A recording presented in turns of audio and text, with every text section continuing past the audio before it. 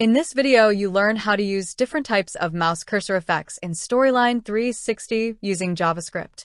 First, open your source file and articulate Storyline 360. We are using the already developed course in this video. Here, I'm using 3 different types of mouse cursor effects. Type 1. Add a new trigger by selecting Execute JavaScript. Paste the provided code into the JavaScript editor and click OK.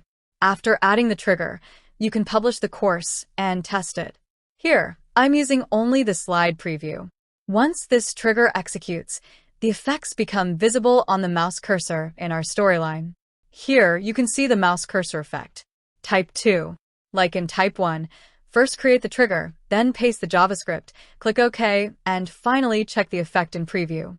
Here, the cursor effect is displayed and bubbles appear whenever the mouse is clicked. Type 3.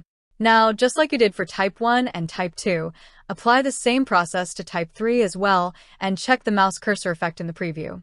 So, these kinds of mouse cursor effects in courses help learners engage and interact better by encouraging active participation. Thanks for watching and happy course creating with Articulate Storyline 360.